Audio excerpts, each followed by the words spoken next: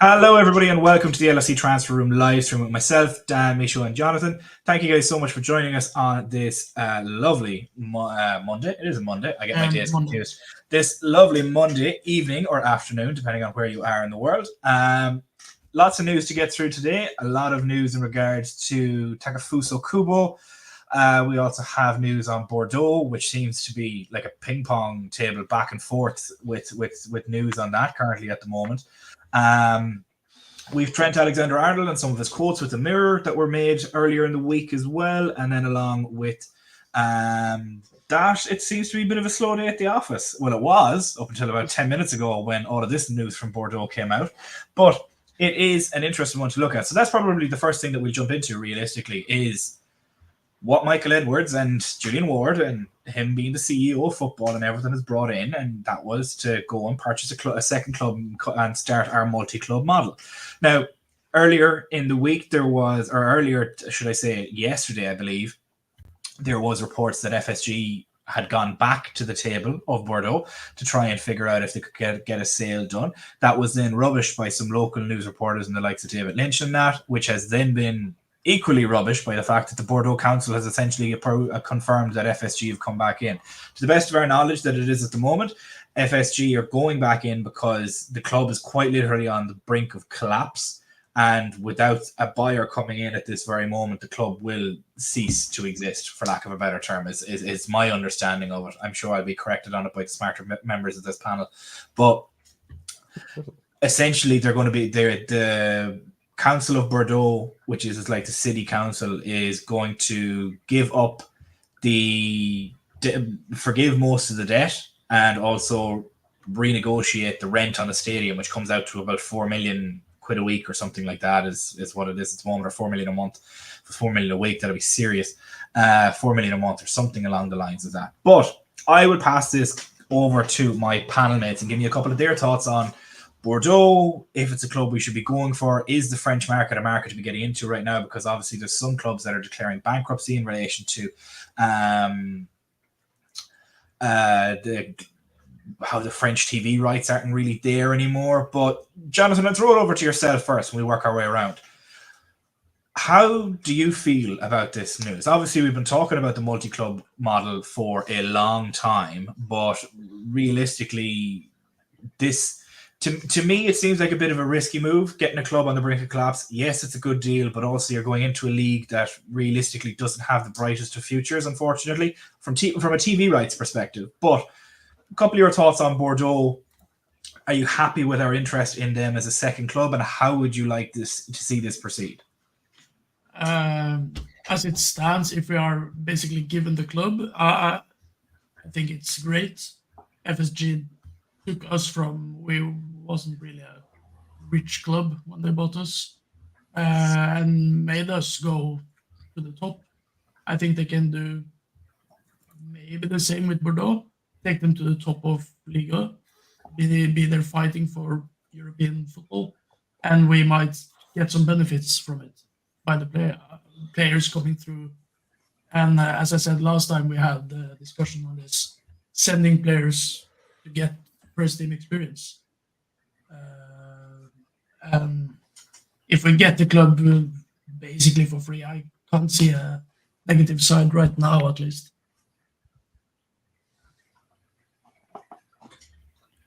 Yeah, I'd be the same. I don't necessarily... If it can be gotten cheap and it can be done well and done in the same sort of a model as what they've done with Liverpool, I can't see why it wouldn't. It seems to be the perfect model for sort of saving clubs, so to speak. And something that I just seen as well from Moby on Twitter is that if FSG can successfully take over Bordeaux from Gerard Lopez, they should try for his Portuguese club next. Historic club Boa Vista FC, another club, surprise, surprise, in financial crisis. Players have been refusing to train due to unpaid salaries last December, highlighting severe financial crisis there. That's also another option to then go. And I think, Dan, the reason that they're going for a European club first, whether it be Portugal, whether it be France or wherever else, will be an awful lot down to work permits and getting players from there to the UK an awful lot quicker and easier. Obviously, Brexit hasn't helped a whole host of things, but realistically, it's a channel. It's in everything but name a feeder club, and they just don't want to treat it as a feeder club, which is in a way ethically correct to be able to do. So, same question as I asked Jonathan. Really, how do you view this attempted purchase of a second club? Are you happy with the choice of club? Would you have gone for a different club yourself? Just a couple of your thoughts on it. I don't remember if I said Bordeaux should be one they go after way back when they said they were looking at one. I know we were talking about other teams in Portugal. I think Portugal was the initial link they were looking at. Bordeaux is an interesting case for most of our listeners, those people who haven't been keeping up with the effects of the COVID-19 pandemic and the collapse of the TV deal in French football. French football has been in crisis for the past 4 years. I mean, structural crisis, and not just they just had the political avoidance, thank God, with the National Rally not getting into office. We don't need fascist France part 2. We already had that. We already had that one time. It's really hard to articulate. It's really difficult to articulate how much of a crisis it is in. There's a reason why so many clubs are bought. So many other ownership groups are buying French football clubs. Citigroup owns Troyes. I think I can't remember as Troyes FC. Chelsea owns Strasbourg, and I think there's other groups looking at to buy some of the other clubs like Metz, FC Metz, and essentially becoming this multi-ownership model because these clubs have absolutely no money. There's no cash flow coming in because the TV deal collapsed back in 2020. And so the only club that can guarantee its future right now is PSG. Everybody else is living on transfers. Lille is living off its transfers. Olympique Lyon had a terrible season last year. They were able to get back somewhat back in Europe, but everything in French football now is hanging on by a thread. And it's all very much just trying to keep the league structure, Ligue 1, Ligue 2 from day to day. So the fact that that Bordeaux was one they were looking at it's not surprising. They have a brand new stadium, which is owned by the city council group that they built, I think, for Euro 2018 is when they were in France. What was the when were they had? Yeah, Euro 2018 is when they built it for Bordeaux, but they don't own the stadium. Like Liverpool owns Anfield, but Bordeaux is not. The Bordeaux stadium is not owned by the Bordeaux club. It's owned by the city, so they rented. And they have an amazing academy system. Aurélien Tchouameni came out of Bordeaux. Malcolm, who was a player that people were begging to sign 4 or 5 years ago, also came from their academy system as well. It's a very historic French football club. They were champions, I think, in 2008. So the time when Fernando Torres was begging in goals for Liverpool, Bordeaux was winning Ligue 1, and that was still when PSG was still a thing. They weren't quite the Tour de France, the tour de force they are now, but Bordeaux is very much a historic club within Ligue 1 and within French football. It's one of the big clubs that's not named Marseille, Lyon, or any of the Parisian clubs in terms of those are the 4 kind of big ones in French football. Saint-Étienne was one of them too, but they've obviously declined since the 70s and the 80s. So it's actually, I think I put in the chat before we started, the reason why they're interested in it is because it's massively undervalued. If there's anything that Fenway Sports Group has always done with their, obviously, John Henry's experience in hedge fund and looking at value, they buy undervalued assets and then they work into make them into highly valued assets through very deliberate uses of data analytics, smart recruiting, not spending within your means, not running massive deficits, but also not running massive profits too. So they try to run it sustainability. Doesn't mean it's always profitable. Doesn't mean it's always fancy or sexy, like you can see with this transfer window, but they try to keep their debts low and also expand at a very gradual extent, but very much in a very, again, the idea of sustainable extent. The question is, would Bordeaux be a feeder club for Liverpool? I don't know. Obviously, the if you're wanting the mask off, is there probably going to be some back and forth between Liverpool and Bordeaux in terms of exchanging players? Possibly. City just bought the winger from Troy, who didn't even play for them. He was at Troy, loaned to Girona. Troy almost got relegated from Ligue 2, again, part of Citigroup. So it's possible that you start seeing a system where Liverpool start buying, well, not Liverpool, Bordeaux buy talents specifically for the idea that Liverpool will pick the best ones directly from them, and then that will be the connection between those two clubs, which is not, it's not as calling it a feeder club gives it this idea of like tieredness, that one is bigger than the other. Liverpool is obviously a much more massive brand than Bordeaux is, but that this is kind of the problem with multi-club ownership, since it's allowed by UEFA and FIFA, is that you're going to get a situation where one club will only be able to act independently to such a degree. I don't think there'll be a lot of crossover. I'm not saying that FSG are spending all the money from Liverpool is going to be diverted to Bordeaux, because that's just not how they operate. That's never how they operated. Even when they were buying the Penguins or buying an NBA team, they never diverted money from Liverpool to other clubs. What Liverpool makes is what they spend. So that ownership model will definitely keep Bordeaux alive, because FSG have the capital to keep it alive. But, you know, I'm not a Bordeaux fan. I don't, if the supporters are probably going to very much resist, you know, this idea of becoming a feeder club for Liverpool. But they also might be like a rising tide lifts all boats sort of thing. Not to endorse that might be what comes out of this.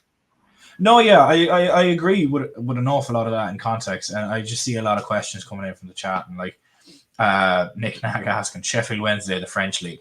I would have loved if they didn't buy somebody from the French league, because then I don't have to support anything that's French, but that's just me. If you could support any club, Bordeaux is one of the good ones. Like they're one of the good ones. Not Marseille, though. Not Marseille, though. They bought Mason Greenwood. They're no longer good in my opinion. No, they're not. And the fact that Roberto De Zerbi turned out was like, I don't know what he done. He's just a football player. Fuck off. Yes, you do. You know exactly what he done. Don't bullshit like that. Micho, my friend, first time that I think I've been on stream with you. Bordeaux, the French club. A similar question to Dan and Jonathan. How do you feel about this news? Do you feel happy that we're going to go for this? How do you think? The way that I see the clubs working is together, because it's very similar to what Tony Bloom has with Union Saint-Gilloise. I believe that's who it is, over in where hilariously Alexis McAllister's brother plays. But I see it's something similar to that, where it's a collaborative effort between both clubs, both on a scouting and player analysis perspective, and also loaning players back and forth, because there was a lot of players that were loaned either to there or bought from there by Brighton. Mitoma is one of them, and you've seen how he's gone in the Premier League. He's quite good. I'm trying to think of other ones, but I can't think of them off the top of my head. Bless you, Dan. How do you feel about this purchase, or proposed purchase, I should say, considering that they're practically giving the club away, debt's going to be forgiven, rent is going to be renegotiated on the stadium. All in all, it seems like it's a bit of a good deal for FSG. Yeah, honestly, I couldn't care less. I'm totally indifferent regarding the purchase. I'm not gonna act pretentious and care like this is FSG stuff. As long the last information that I know is that it's not gonna be a feeder club. So what they say is that it's gonna be their own thing, but we won't know until it's bought. For the people like us that are on the outside, we gotta think about what do FSG see exactly to be interested in Bordeaux.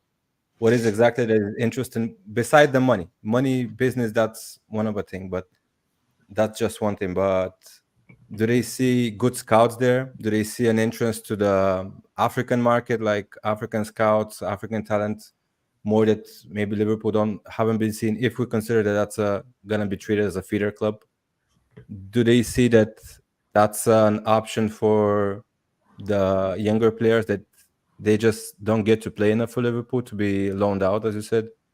This could be just so they can play actually regularly, because we see that Liverpool have a lot of players, and it's just a shame that they cannot prove themselves just because the starting 11 or the first team, the men's team, 22 players are just irreplaceable. They cannot give way to the 18, 17-year-olds. But honestly, until it's done deal, when we know more about it, I couldn't care less. I'm not excited. It's whatever kind of team FSG want to buy, that's FSG stuff outside of Liverpool, honestly. we see here with Jamie saying that we kind of have to care, or our club would have been in the Super League. And to a degree, I agree with that. And it's more so the way that I look at it is that this is, as Richard Hughes said, opportunistic. And that's probably the best way to describe this, as that it's an opportunistic purchase. It's a club on the brink of collapse that the FSG model can come in and help and save, because it promotes and encourages self-sustainability. Liverpool last year, I believe, posted 9 million in losses as a comparison to some other clubs that are also in the same league as us. You have Man United, nearly $1 billion in debt. Chelsea having to sell hotels to themselves and run a club completely unethically, letting all of their youth prospects leaving left, right, and centre. They've left players at home today so that they get moved out of the club. And the less I say about Manchester City, the better. I had a conversation with one of the guys in the panel earlier, Willem, will be on later in the week, about how FSG can't pump money into the club when they shouldn't. They're billionaires. And I'm like, yes, but that's not how the rules allow them to do that. The whole reason the City case is up where it is because that's exactly what City done. But we digress. We could talk for hours on that if we want. So we'll move off Bordeaux and get on to some transfers. So we can see a couple of people asking about updates on Trent, Takefusa Kubo, Johan Bakayoko as well, which is very, very, very good news. I heard that and I read that, and it's Sasha, and it's brilliant. And he is the gospel when it comes to Belgian players, as Dan loves to remind me. And he said mid-August. He said mid-August, and Richard Hughes said, oh, it'll be August when we start signing players. And I was like, oh, it's just lining up perfectly. Dan, you're shaking your head. There's people asking between Takefusa Kubo and Johan Bakayoko. Go on, give me your ideal of the two, considering we have been linked with the two, although one of them has been quashed and the other one has only been sort of upped again very, very recently. I mean, I think Johan Bakayoko is probably the most like tasteful because he's the youngest. He's probably the most raw.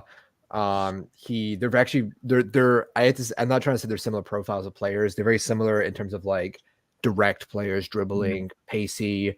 I think Bakayoko is definitely a more finisher. If you want to do a profile of player, like he is someone that is a Salah. If you want to do the right wing Salah comparison, he is the Salah finisher type, not the Salah the creator. While you could argue that I'm forgetting his name now. Why keep forgetting the name of the Japanese player's name? Tell it Kubo. Thank you. Is Kubo faster? I actually have no idea, JMU's, because La Liga and the Dutch league are two different leagues, so it's hard to compare. I'd have to look up what their fastest clocked speed was. I want to say Kubo is probably a little bit faster, but it doesn't really matter how fast you are. I think Emre Can was actually one of our fastest players at Liverpool, but he's a long stride. It's the difference between a long stride fast player and a quick stride fast player. Essentially acceleration versus pure velocity. I think Bakayoko is the most interesting because he's probably the cheapest. You can get him on the contract, and there's probably less pressure on him to succeed. I think with Kubo, because of the release clause, I think the reported contract was 15 million over 5 years, so that was like 85,000 pounds a week is what I think it worked out for. No. That was 260,000 pounds a week. No, but I thought it was 15. It was 15 million over the contract. It was like a 15 million over 5 years. Is what it said. I'm nearly sure it was 15 million a year. Yeah, so that seems like way too much for Kubo, who I think is a good player. I think you can make an argument that he would fit what Slot wants to do, because Arne Slot likes a right winger who's essentially your workhorse, similar to how we had Jordan Henderson as the workhorse for the right side for 5 years, 2017 to 2022, 23 more or less. So I think Bakayoko would be the most interesting. He'd be the most sexy. I think he's the one we probably all like the most because there's less expectations. I think with Kubo, who I think is a good player, there would be a lot of money, a lot of expectations. And I think a lot of people would just be like, hey, my God, why are we signing Kubo? Why can't you decide insert player here? Like literally people are arguing in the chat over they want to sign the mid defensive midfielder. The mid defensive midfielder at Real Sociedad, rather than like the exciting Japanese right winger. So I think either's fine. I think Bakayoko fits more. I think they both fit the profile of what you want as a right winger in terms of age, some of their stats that they're looking at. And I think it just comes down to what's the best deal and who does slot in the scouting department actually already want. I think it's important to remember that Sociedad don't score a lot of goals. So Kubo's 7 goals were 1/7 of the entire goals that Sociedad scored in La Liga. So he is one of their top goal scorers. They don't score a lot of goals. He's not you're not going to get Salah numbers or Mane numbers, but you might get like Firmino numbers from him in terms of league goals if he was a regular starter. Yeah, and Jimmy's just Martin Odegaard also Odegaard. washed out at Madrid. A lot of players washed out of Madrid. Yeah, because Madrid don't have the space for an awful lot of them. Now, I was one of the people in Dan that said in the group chat, like, if you're going to throw 60 million euro at Real Sociedad, go and get the CDM, which is to me a more important position for us currently at the moment as it would be to right wing, and it's the amount of the release clause is just a little bit eye-watering for me. Micho, I'm going to throw the same question to you because we've had quite people asking about it. Obviously, between Bakayoko, obviously the news came in. Sasha Tarvioli is one of the reporters that released on it, saying that Liverpool, he's on Liverpool's list. There's other clubs. Bayern is also there because Vincent Kompany likes him too. And Richard Hughes obviously mentioning that August will be our month where we'll start signing players. And then Sasha also confirms it by saying the move could happen in August. It seems that the stars are a little bit aligning, and this could possibly be one of the first signings that we get. Now, that's a vast assumption by myself. But on comparison of the two players, how do you feel they both fare up? I know there was a lot of back and forth in the group chat earlier about it, but just give us a couple of your thoughts on it now. So from what I've seen, the rumors with Kubo started this morning. And from every post in the comments, nobody got excited about him. You read on Twitter, you go in and you just see, okay, good, finally gonna sign a player or something like that. Or the comments were, really, is this who you're gonna sign? Is this really who we're going for? Kubo, I don't know. I like him when he used to be rated as a star boy. He went to I think he was in Barcelona's La Masia. Then he went to Real Madrid, and then he played elsewhere. And I wasn't impressed with him. Like, I haven't seen a lot of him. What I saw was a couple of videos of highlights of him. If you cannot complete a whole video of highlights with successful dribbles, how do you rate him? His highlight videos, half of them were failed dribbles. He would dribble into a defender and lose the ball, and the video would cut. He got bullied in Spain. I don't. That's my biggest argument. He got bullied in Spain. Jeremy Doku, same thing, dribbled and lost the ball a million times. I'm just saying. Yeah. Everybody wanted Doku last year. Jeremy Doku maybe is faster. I'm not gonna I'm gonna say because he's black or anything, but he seems to be faster. Kubo is just not as fast. He dribbles into defenders and does nothing. Half of the highlight reels were really him getting bullied to the ground and him calling for a foul, and that's just not good enough. Regarding Bakayoko, I think at the end of the season, even in May, there was big noise around him, like how he got like a really good season in PSV, and how he's gonna be on the radar of a lot of big clubs. So that gives me hope that he's actually, again, haven't watched too much of him besides highlights and a couple of games from Europe, but he gives me hope. And I think he's someone that has stayed on the Liverpool radar again since May. It's just that with Liverpool, you never know because they're really down low when it comes to deals. But this is a name that maybe the one name that has stayed for months in the rumor mill about signing him. And if we tend to believe Fabrizio Romano when he says Liverpool are working, don't lose hope or just keep waiting, I think he's one of the names that they've been working on and they're just waiting for the right time to sign him. I think he's the one name that has actually been steady on the radar and they're just waiting for the right time to sign him. Yeah, no, it's August is the month that we are going to be active, and I'm Richard Hughes said August. I believe him. It's going to be August. I know a lot of people are getting frustrated about it. Jonathan, how are you frustrated at the lack of transfer news? And I'll obviously get your opinion on Kubo and Bakayoko as well. But between the two of them, obviously, give me your sort of consensus on both of them as players, and just how are you feeling about the movement or lack thereof in the transfer market currently at the moment from a Liverpool perspective? In the Premier League currently at the moment, I believe it's Liverpool and Fulham that have yet to make a move. Now, I don't know if Arsenal have technically. Still not official. Yeah, so it's still not official. So technically Arsenal haven't made a move either, but David They Raya. both David are Raya, they made Raya. it permanent. That's the only thing, but they still have but PSR that doesn't things. count. I know. Well, that's the thing. Arsenal don't even have a lot of money. They can't even get Calafiori over the line. Though, I mean, it's practically done. It's like the Caicedo deal last year with Chelsea. No, it's the sell-ons between Basel and Roma. That's the problem with it at the moment. It's become a legal battle between Bologna, Basel, and Roma now about who gets what. But Jonathan, a couple of your thoughts on both the players, Kubo and Bakayoko, and how you feel that they may fare if either one of them does come to Liverpool. Because I just seen a quote here that was put out by Wataru Endo that says the following, and I'll let you comment on this in a moment. It goes up for me. That they're looking for a replacement for Mo Salah, so that's probably going to be a real area for Liverpool to strengthen in the future. And if they think about who can replace him, I think it'll be Kubo.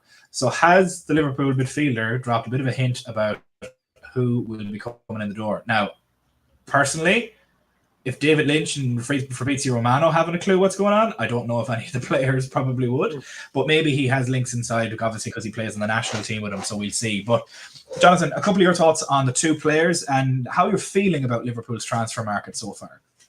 I just first one out wasn't the question Endo got if you could bring one of your international teammates to Liverpool, who would it be? And then they answered Kubo. Okay, so that gives me more context. So yeah, but either way, I haven't watched either of them play very much. I think they could do the job. Both of them. Bakayoko looks more flashy, more exciting football, while Kubo is pass the ball, shoot on first touch, and run into the man and hope the guy behind him picks up the ball. But I trust the club. If they say we're gonna sign someone at end of July, August, I think we will do that. The only negative side is they won't get into the system. They won't have the preseason. And again, this is the first preseason quarter any of the players under a new manager. So what kind of a difference will it make on the first half quarter of a season? I wouldn't mind Kubo. It looks like he can play all over at the front line, left, right, in central. But Bakayoko just looks more exciting when they have the ball, when he does the finishing, when he looks after a teammate, and then looks to pass the ball to a teammate. It just looks more exciting to watch than Kubo. So I would go Bakayoko if I had to choose. Yeah, no, I've been on that. Dan knows, Mason and Johnson, you guys only joined in the recent history, but me and Dan have been here well over a year at this stage.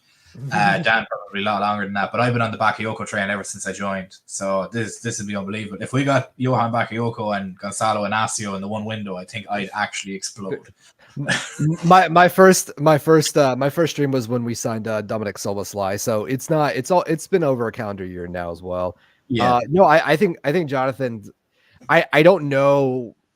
I think it's interesting. Like Misho, right? Is that how you say your name, man? I know it's the first stream together. I think it's interesting the fact that, the reason I was bringing up Jeremy Doku was because, wingers that are very dribbly and very direct, they will lose the ball a lot, bounce off defenders, yada, yada, yada. I get that criticism because you're watching a highlights reel, and like highlights, you just want to see the best, but most of his highlights are just him like trying to create something getting tackled. That's what happens. I mean, Matoma had a terrible season last year and was very much experiencing the same thing. And I think we have to give the space for the fact that a player can have a bad highlights reel, but do a lot of good things. And a player can have a great highlights reel and be not very effective. So I know we're on the Bakayoko train. I know we were talking about last year between Doku and Bakayoko. This was back when like City eventually signed Jeremy Doku. I like Bakayoko a lot. I think he's the one that makes the most sense in terms of deal, wage, structure, and everything else. My only question with Bakayoko is, could you start right away? Because I think the reason Kubo is the one they're looking at is because I think they want someone that they can just take and pluck right into the team starting in August, September. So like after Ipswich, I'm not looking at the schedule right now, but I know they got 3 games in August, and it's pretty much a game every 3 to 4 days. So all the players that are coming back from international break and also all the transfers, or everyone's going to essentially be hitting the ground running quite literally, where everything's going to be experimental probably up until November, December. So this is probably going, and I think that's why we haven't seen a lot of transfers out yet. Like I was sure Simicast was going to leave, but I think what Slot and probably Richard Hughes have realized is that unless a player they get a good deal in, you need as many people in that squad as you can, and then whoever you buy in, you bring in, because you're going to be essentially playing nonstop from essentially August to the first international break, not long after the transfer window, and then it's going to be every other first week day. of September. Yeah. So and that's essentially a game every 3 to 4 days. So you need that. You need your solid base of 20 to 21 players that can play a role, and then whoever you're going to get to swap in and out. So that might be a youth player like a Ben Doak. That might be I don't think I was hoping they'd play Owen Beck more, but I think Owen Beck might be a third choice this year if Simicast stays. But they're essentially going to have to rely on the depth that they have right now, which they have a lot of. Like at Liverpool are one of the deepest squads in the Premier League. City are not as deep as people think they are. They really only have 15 to 16 like solid players, but they're all kind of interchangeable and very good, which is the difference. Like Liverpool have a very, very deep squad of very talented players. So that's kind of why they're also being opportunistic. Again, go back to what Richard Hughes said, and I think was it June he said that, the 3rd week of June, right before July. It was in the interview with Slot the first time that he met the So they're going to, as the preseason progresses, especially after America, they're going to figure out very quickly, okay, who can make that next step and who is not. Like last year we had Quans to make that step up. Owen Beck has been the best player in Scotland for the past couple of years, so he's probably the next one up too. Connor Bradley made that big step up last year. Joe, we already know Jones is the first team player, but Dans might go out on loan or they might sell him.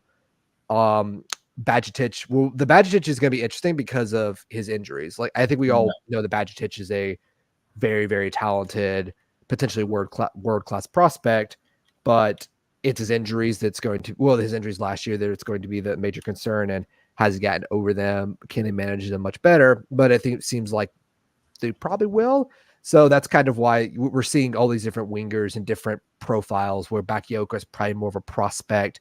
And God, no, please, we're not buying Danny Olmo. We already have so many 10s. We don't need more 10s.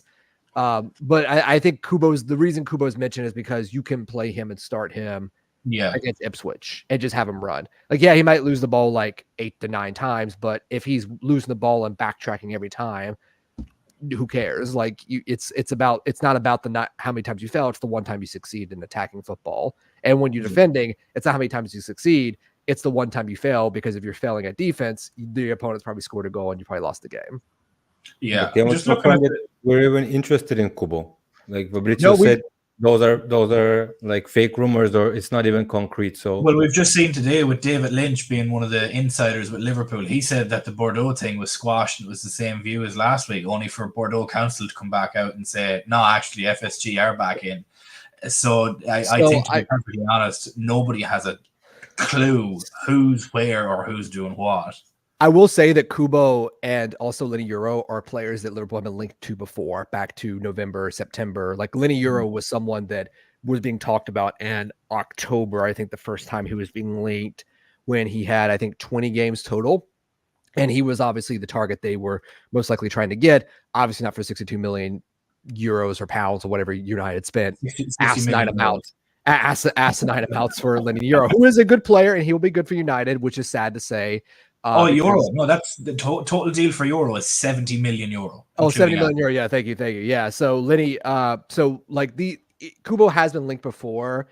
I like, regardless of the validity of the links, if he's someone they're looking at. I think the reasons why is because of his age profile, his what he is good at, which is directness. He runs back. He's very much a traditional right mid. He's Luis Diaz, but on the right side, not the left side.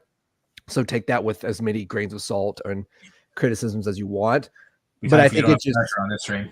Yeah, but I think it just shows. I think it just shows like the different profiles that Liverpool are analyzing for this summer window. Yeah, to be honest, I think it's hilarious because obviously our Twitter is reporting the news, but we've had so many come out and just completely sink themselves. Ian Doyle was ranked very highly with us when he was working with the Echo. He turned around and said in the space of 6 days that Liverpool are prioritising a centre-back, and then 6 days later said Liverpool aren't prioritising a centre-back. And you're like, what are you doing? And then James Pearce, somebody who has been very close to the club for quite a long time, done the exact same thing not a week ago. And now David Lynch has had his moment in the sun, shall we say, where he said that, no, the Bordeaux thing is off, only for not more than an hour later, Bordeaux Council coming out and saying, no, yeah, we're back in with FSG. It just goes to show that not a single person has a clue. And as JMU says here, also remember, most insiders likely lost most of their inside sources at the club with the recent clear out and changes of staff and backroom staff. And that is very true. And Fabrizio Romano has said on his live streams multiple times that Liverpool are the hardest club to predict because we leak nothing. And now we have the Minister of Defence in Michael Edwards running CEO of football. We leak nothing. And it's infuriating for fans because we haven't a clue what's going on, because we can only go off what the journalists mention and we're just talking about it here. That's all it is. And then suddenly we see a world-class player holding a shirt like Fabinho. Yep, pretty much.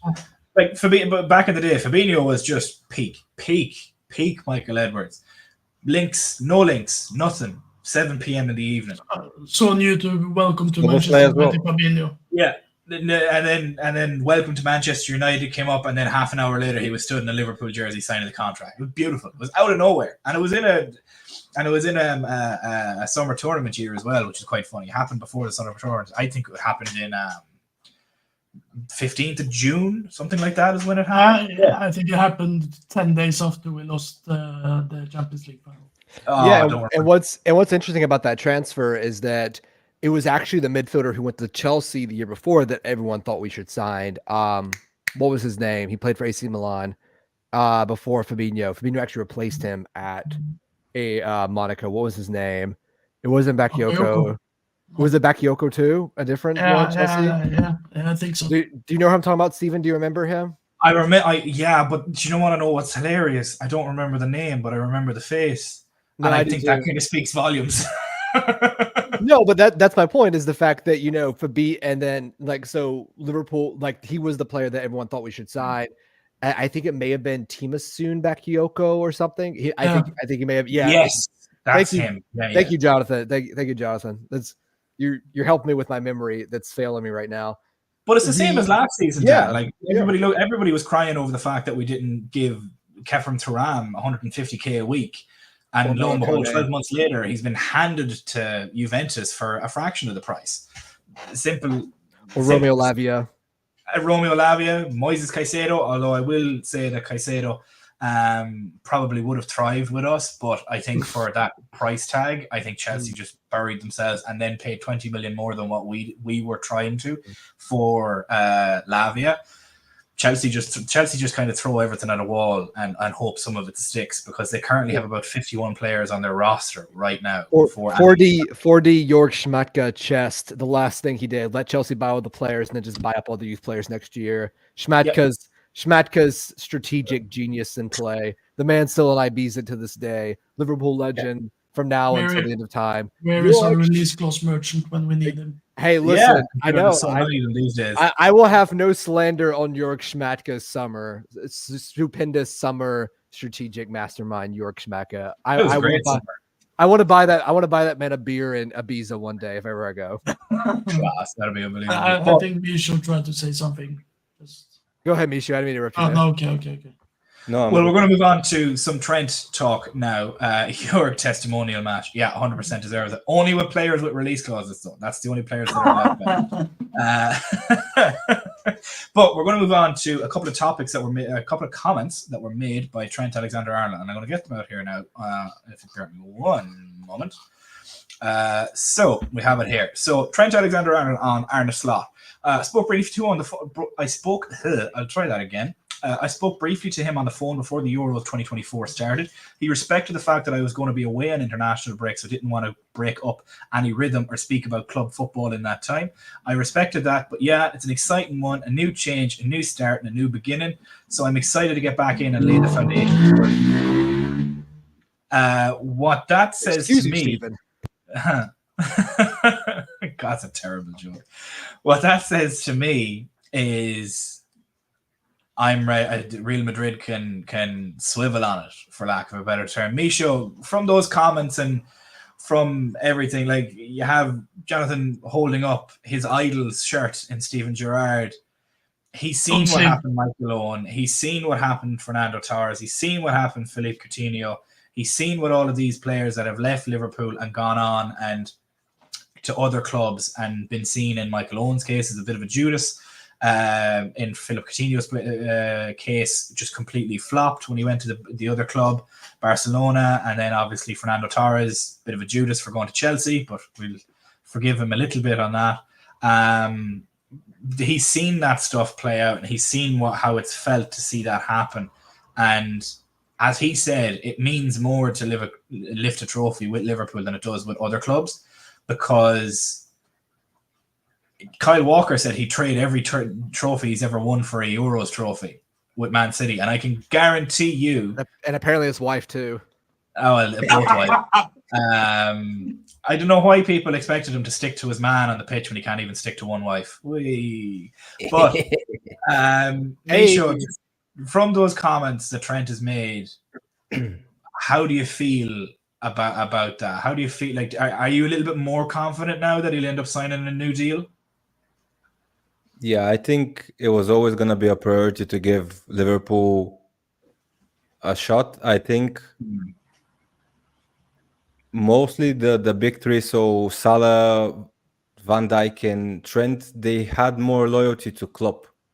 That's why they stayed at the club. That's why their loyalty was not so much to Liverpool. Of course, the Liverpool boys, but their loyalty was more to Klopp. And now, if they stay, and they end up staying, they're not staying because of Liverpool so much, but because Slot has convinced them that they still have something to play. So he's willing to give Slot a chance, and I think that will be one season.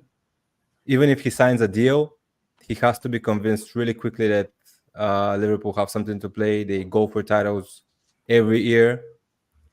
Slot really has to win something, I think, the first season. Whatever kind of cup it is, even if it's Carabao Cup, it's still a cup. I think that's the minimum for him. That's the standard set. And he has to show exactly these three players that Liverpool, regardless of this big reform, this big change and everything that's happening, we're still fighting for something every season. So I think it was always going to be a priority with them three, also with Van Dijk, to just give Slot a chance, not to be, I'm just going to go because Klopp went and things like that. And I think Slot will be able to, from what I've heard, that he's able to relay his ideas very clearly. He's able to convince players.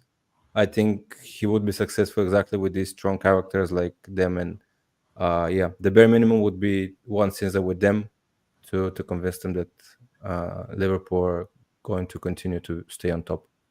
Yeah, I completely agree. I think it'll be something along the lines of that. But it's one of them that I'm more and more confident as every day goes by that all three of them are going to renew. And to be honest, the only one that I wouldn't necessarily be sad about seeing go on this summer, well, I'd be sad, but I wouldn't be crying about it, would be Mohamed Salah. I don't think I'd necessarily miss him as much, purely because he's done everything, he's won everything, he's in the twilight of his career. If he gets an offer from Saudi so that his great grandchildren will never want for anything, You can't argue with that. And to be honest, I signed the same deal too. And anybody that says different is lying to themselves. If they seen that many zeros and that many commas on their payslip coming in every week, they'd be over the moon about it too. Jonathan, something that comes up an awful lot, and I don't think there's an awful lot of credence or thought given to it, is that Liverpool have kind of left themselves in a bit of a shitty situation and possibly of their own making. I don't think it's of their own making. I just think it's pure bad luck. But do you think that they've handled the contract renewals of these three players well? Do you think Trent, Salah, and Virgil's contract renewals have been handled at all well? And if not, why so? It's hard to say, because last year Mo was heavily linked to Saudi Arabia, and we didn't sell him, and it seems that we won't sell him today. Sell him this window, but I can't see any clear signs we're going to give him a new deal either.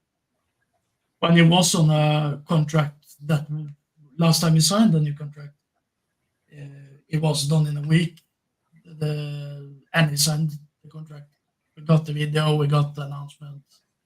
He signed for, was it 2-3 years? 3 years, I think, yeah. Yeah. Trent and Verge, I don't know. They have been playing the Euros. That could be a reason.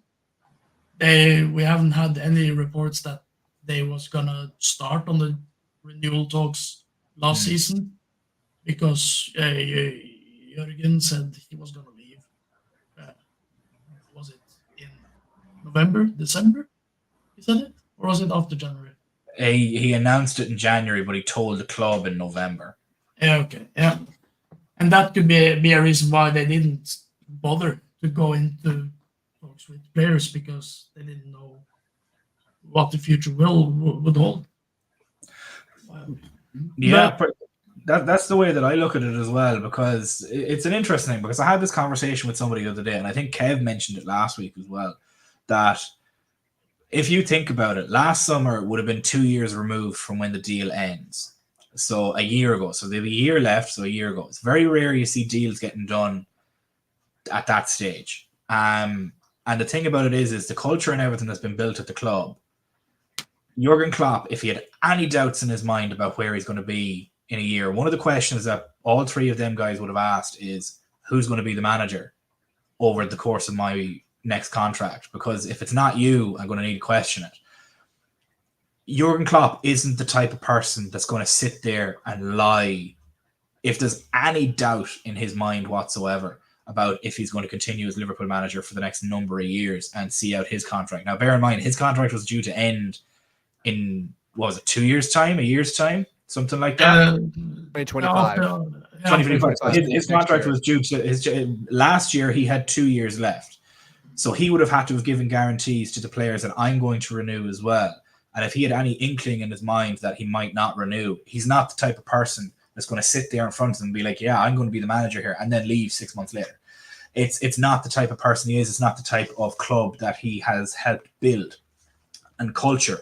And then the club, and then if you say, okay, well, then why wasn't it done in January? And why wasn't any moves done in January? Well, Klopp told the club, I'm on the way out and I'm packing it in at the end of the season. So you can't then go to a prospective signing and say, yeah, Jurgen Klopp's going to be our manager for the next couple of years, when you know for a fact he's not. That's not the culture that's been built at that club. And similarly with the contract situation, you can't then go to Virgil van Dijk, Salah and Trent and blatantly lie to their face about that, because they take that completely out of the way. Jamie, thank you so much for reminding me on that. I appreciate that. Please hit the like, subscribe, and leave a comment in the chat, and follow us on Twitter. We are broadcasting live on Twitter and on YouTube. We are live every day from 7:30 p.m. and we have our Star Stripes and Anfield Lights stream on Tuesdays at 2 a.m. British Standard Time if you're up that late like me, or if you are over in the States at 9 p.m. Eastern Standard Time. So make sure you stick around for that and have your notifications on so that you never miss out on anything. But Dan, I'll throw it over to you to finish off the stream before we hit the hour mark of your thoughts on how Liverpool have handled the contract situation? Is it a similar sort of thought process to myself, or are you a little bit angry about how they've handled it and they might have maybe dropped the ball a little bit? I mean, like, I think you're right in the fact that when Klopp resigned in 2022, I think he did that it helped get the Salah extension done, which Julian Ward did. I think a lot came to a head between 2021 and 2022. One, you had the quadruple chase where everyone gave it their all, and essentially we were 2 games shy of essentially completing that double. And honestly, the thing is, that's the one Champions League final I've never cared about because I remember it very well. And I was just numb the whole time watching it. I'm not trying to, for anyone watching this that have experiences with stuff like this in the past, like seeing that happen, I was absolutely terrified for everyone that was there and how badly it was policed. And we've still seen this today with like Copa America in the United States, my hometown of Charlotte, with the Bank of America Stadium, Darwin Nunez hopping into the stands. Like that's the stands I go sit on to go defend his family. You know, it was a lot of emotional energy went into that summer, into that season. And a lot of things were left up in the air. So I think the idea that no one knew who was going to be the manager for Klopp was a big reason. I think the hope was from FSG is that he would just renew. I think that was the expectation. I think that was Klopp's expectation too, that he would go into there and like he would decide if he wanted to renew or not. What happened? You probably won't see me, Jim. Usually I got to go pick up my wife from the airport. I'm sorry. So what happened, if you remember that summer, is that's the summer we had the 9 midfielders, and everyone says, well, we don't need a midfielder. And then like 6 of them got injured. So, that was funny. It was Julian Ward's first summer. There was a lot of change behind the scenes. Michael Edwards leaving, the data analytics department turning over as well. And then what really killed it off was the fact that Mike Gordon left. Well, he didn't leave. He went back to New York to put together the portfolio for FSG to go shop around Liverpool and FSG's portfolio in order to sell a minority stake either in FSG or in Liverpool, which they just did this past year, which essentially cleared all the debts. The stadium's paid off. All this other stuff's paid off. So Liverpool right now are essentially not 100% debt free. I mean, I have to wait for me and James to dig into the tax reports, and September, I think, is when they're released. But that's essentially what happened. So, and it was just essentially Julian Ward and Jurgen Klopp trying to run the show. And really it came down to the fact that it was just Klopp. And I'm not trying to say that Julian Ward left because of Jurgen Klopp. I think he had an expectation of what that job would be and what he would have. And then the reality of the situation came to a head much faster. And he was like, all right, I just don't want to do this. That's not against Klopp. People can work together just fine, but the instant you change any sort of dynamic, that relationship can just get frictional. And that's just reality of human relations. I don't think it's as simple as they didn't like each other. I just think it was the fact that you have an expectation of what something's supposed to be. You build up to it.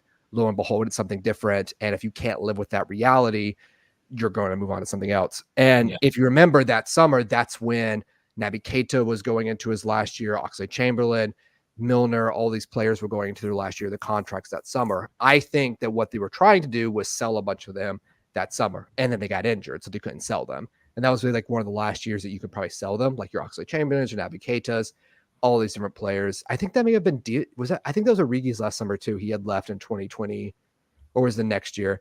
Anyways, so it's a byproduct of not poor planning, but I would say trying to extract the maximum value of the players that were there. And then when it was time to transition, so many things just happened at one time. It is important to remember that Julian Ward did go and negotiate that salary extension with Salah. And there's a whole Harvard Business School about how they used image rights and how like Liverpool structured the deal so that Salah still got a very, very good wage, but it was team friendly at the time. And that was a very unique deal in itself. It's literally now something that they teach entrepreneurs and sports athletes with image rights. It's now a Harvard Business School course that you can take at both undergraduate and graduate level. And I highly recommend it because I think they're going to release it on edX or something. So if you do edX 50 or any of these free subscription things, I would go check it out. So it was a combination of, I think, of not bad decision making, but I would say incredibly, let's say, optimistic decision making, coupled with a time of transition, and then things just transitioned more and more. and these things just became more up in the air. And actually, I think one of the reasons Klopp decided to call his contract a year early was because he knew these players need to know their future. I can't guarantee it will be me after this year.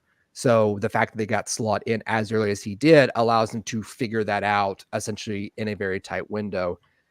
I think Trent signs. I think that Slot has shown himself to be a very empathetic guy. He very much seems like very authentic. He's very kind, but not in a dismissive way. He seems very smart, but not in a condescending way. He seems very funny, but not in like a sarcastic way. He's not like Frank. He's not Frank Lampard's. He's not Lamps. He's not Brendan Rodgers and Insecure. He seems someone who's generally just a good bloke, a good boldy. He's a good boldy. There are some good boldies out there in the world. Very few of them, but there's very few of them. Very few of them. So I think Trent will renew, and I think he'll use something similar to Salah's image rights. I think Salah or Van Dijk could be talked into a 2-year renewal. I think that Van Dijk's more likely to stay than Salah is, but I think it's okay if you lose Salah for free. We get so caught up in this idea of sell to buy. Every club sell to buy to a degree. Like this idea that this is a uniquely Liverpool thing and nothing else is just absolutely ridiculous. We've bought players and let so many players go walk on free contracts, because once your contract expires, that's 20 million a year freed up in your budget allocation every year. So even though it's not cash in the bank, it's money that's not going out. So you have cash that you can move around. So I think 2 of them will renew. I think 1 will run down their contract. Heck, if all 3 renew, that's great. But I would expect that if it is Van Dijk or Salah, it's probably either going to be on a 2-year contract extension minimum with Michael Edwards. It could be more for Van Dijk, especially because I think I could definitely see Virgil staying till his mid to late 30s. I know Carter said that. I don't think I don't think you can start him 38 games beyond this season, in my opinion. That's based on nothing but my speculation and my limited knowledge of his health. But just knowing how many minutes he has on the clock and how he looked last year, I think you're gonna have to start managing Van Dijk's minutes a bit. Salah, about the same. I still think he's a top player. He was still one of the best goal scorers in the league. But I think that Salah's probably going to be turned into a 9. And with Trent, it really comes down to 2 things with his contract negotiation: right back or center mid, and when is he going to be captain? And I think if he gets a guarantee on both those in some way, shape, or form, I think he renews. You can't ignore the Madrid or the Jude Bellingham prospect, but I think Trent wants to stay at Liverpool for as long as possible. Yeah, he might change his mind because the Euros was just such a disaster. The fact that Gareth Southgate said with no irony, "We have no Calvin Phillips." Again, this is the manager of your team saying, "Yeah, you're a good player, but you're not as good as Calvin Phillips, who's been injured and hasn't played, I think, more than 200 minutes of football in 2 years." No offense to Calvin Phillips. He was a great player for Leeds. I think he's a great midfielder. He was a good midfielder. It's just what? Come on, Gareth. What are you doing? Yeah. So I'm not too worried about it. Once we, like you say, Stephen, if we're sitting here at August 30th or 31st, is the 30th? Is it August 30th? Yeah. 31st. Excuse 31st. Yeah, I can remember it's 31st month. 31st day of the month. If we're sitting here and neither has extended and there's no sightings, my tone will probably drastically change by then. But it depends also on some of the other circumstances, because we have no one siding, but no one's left. And there's been no incomings. It's kind of like, I don't know how to feel. I don't feel good.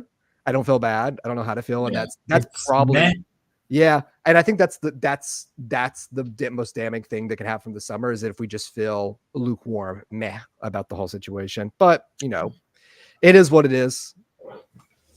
Look, the way that I look at it is, as Richard Hughes said, it's going to be a quiet July and it's going to be a busy August, and he has done nothing so far to not at least have earned that. So if he comes through and signs 2 or 3 players in August, who are we to complain about that as well at the same time? And to those saying that, it might take a while to get people integrated, it would have taken a while for people to get integrated regardless of how long they were here, especially under a new system. But guys, we are going to leave it there for this evening. I want to thank everybody for joining us. Nearly 5,000 people watching currently at the moment. For myself, Jonathan, Dan, And make sure, just one last thing, make sure you like and subscribe and have your notifications on for all future streams and videos so that you never miss out. Been a pleasure as always, guys. We hope to see you again tomorrow, back again at the same time of 7:30 UK time.